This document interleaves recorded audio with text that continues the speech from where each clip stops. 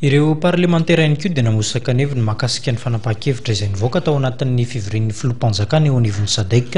izay notanterahana tany Dar es Salaam farany teo. Ny antsipirin'ireo hevitry ny mpanao politika maro ary ndao aratsaka. Tsisy hoe resaka hoe fanerena na hoe resaka fa mba eritreritry ny voly zareo tao tsisy zavatra tia ho resan'jareo mikasika ny Madagasikara noho ny échec zay efa napetraky zareo napetraky SADC hatramizay dia mba misy justifie nderina ao zareo fa hoe mba nivoly mikasika ny Madagasikara. Faharoa, zaho misy tantara kely zany ataoko fa la mitantara ny firenena membre ao anatin'ny SADC ihany.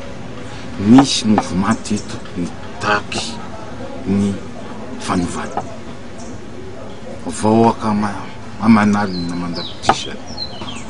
nanome fitokisana ny andro hoe tarito ty tolona ity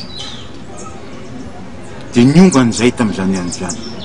naonga n'io mouvement io dia lasa nanao démission mariky Ravalomanana. Zay zavatra ray conclusion zany dia hoe tsy ny SADC na ny communauté internationale no hiteny fa ay malgasy misy malagasy anankiray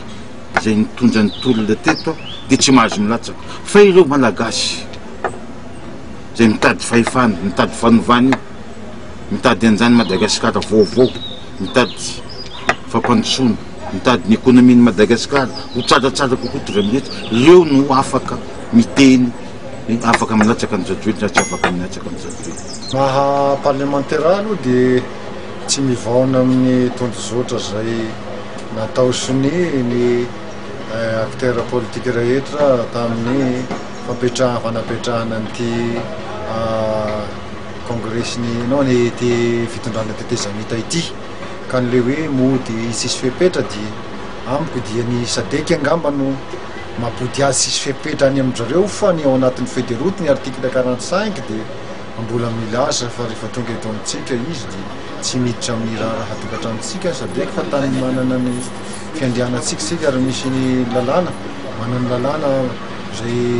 mifehy firenentsika itsika ka le mody sisy fepetra angamba ozy ao dia zareo any angamba tsy hanisy fepetra any aminy amin'le hoe isiny fanatsika fonany na isiny fijerevana ny zavatra tsy mety zay nataon'ny président teo aloha any izy angamba tsy asian-jareo fepetra fa neto dia mbola voasoratra ao anatin'ny feuille de route io ny hoe afaka atao hoe mody izy kanefa rehefa tonga eto dia tsy sakana ny hijerevana manokana ny zavatra rehetrarehetra zay nisy tao andamosiny filoha Ravalomanana zany ny fitondram-panjakana malagasy.